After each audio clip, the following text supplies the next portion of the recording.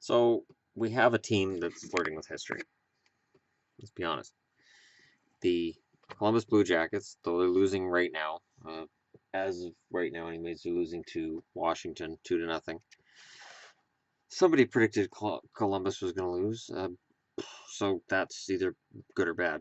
Um, but it's got me thinking about the greatest teams of all time.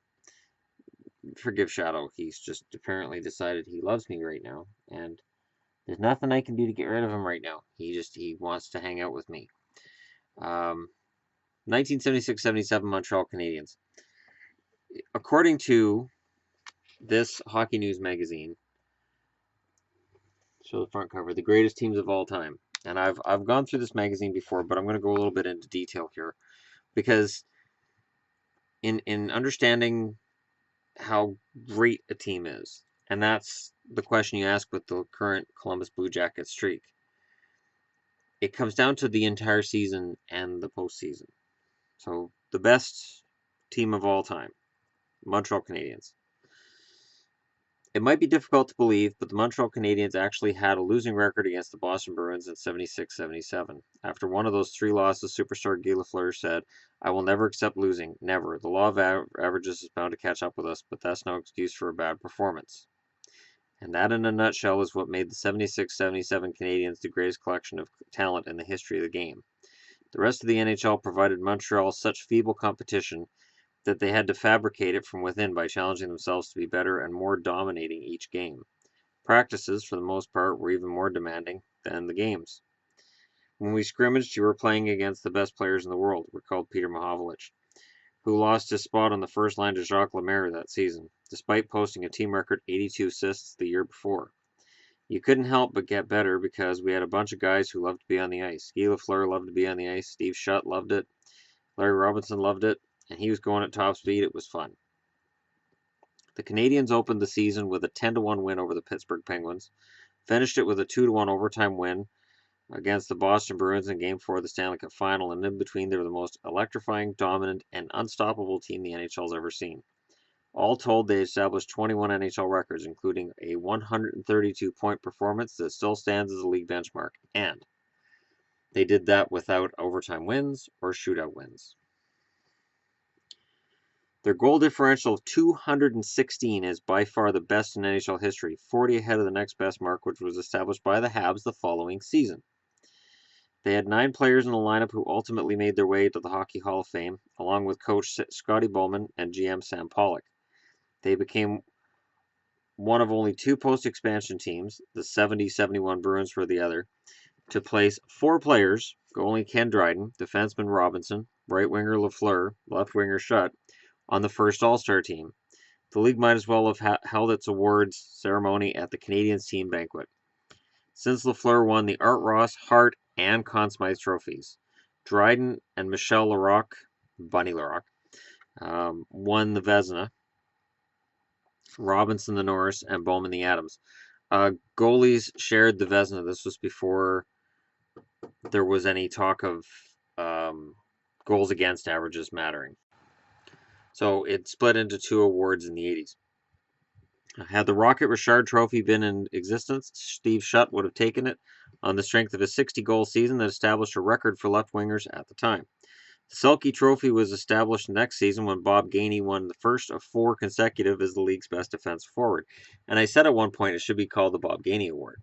And I still think at some point someday that could happen. When you consider Montreal's dominance that season, you must look at it through the prism of a 4-year run in which the Habs won 4 Stanley Cups and established themselves as arguably the most dominant dynasty in the history of the sport. In those 4 years, the Canadiens lost just 46 games. In 4 years, 46 games, averaging less than 12.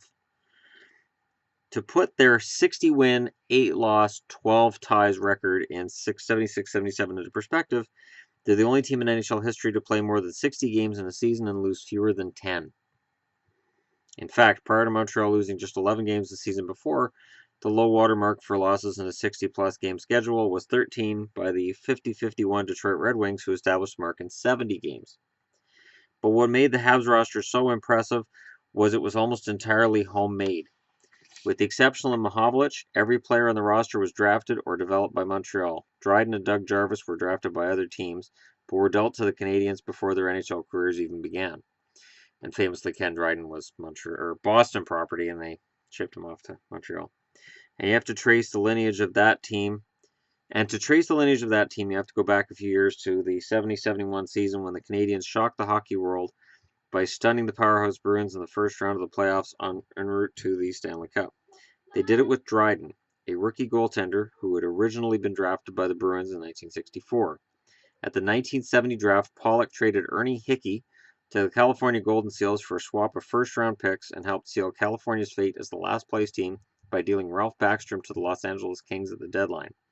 That allowed Pollock to draft Guy Lafleur first overall, but then he took Murray Wilson 11th overall and Larry Robinson in the number 20 spot. That's not fair. With the 53rd overall pick, the Canadiens took Greg Hubik, whom they flipped to get the rights to Doug Jarvis 4 years later. So not fair. All those parts, along with what was already a formidable lineup in his own right, combined to make the team a juggernaut. And although it might seem like the Habs didn't break a sweat that season, it wasn't as though they threw on the pads and played shinny for 60 minutes. In fact, the Bruins defeated Montreal in each of their first 3 meetings that season before the Canadiens took the final 2. Even though they played 86.5% of the time with tied or in the lead, they trailed at one point in 21 of their 60 wins and 9 of their 12 ties. At one point in the campaign, they lost 7-2 to the St. Louis Blues and 7-3 to the Bruins in the space of 5 days. But when the Canadiens won that season, they won big. They outscored their opponents by an average of almost 5-2, and 21 times that year they bested their opponent by 5 goals. It's just not fair. 16 times the margin was 6, 9 times it was 7, and 4 times they won by 8 goals. The scary thing about it was the Canadiens were so young. The only players on the roster who were 30 or older were Jimmy Roberts and Yvon Cournoyer, who was beginning to be plagued by back troubles that caused him to miss 20 games and the entire playoffs, and forced him into retirement a year later. Lafleur and Schutt were just 24, Robinson was 25, Gainey and Risebrough were 22, and Mario Tremblay was just 19. That youthful enthusiasm, more than anything, kept Montreal from becoming complacent.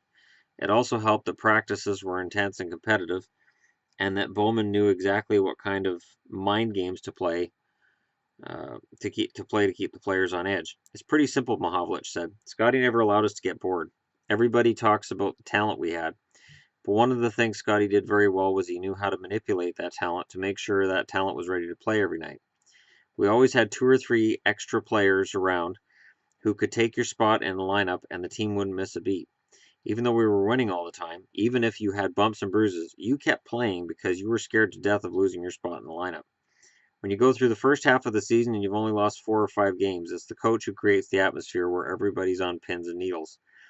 If there was one downside to that season, it was the squad was so dominant it spelled the beginning of the end of Dryden's career. He was 29 at the time, and had won so much by such a great margin that it was during that season Dryden began to contemplate new challenges in his life.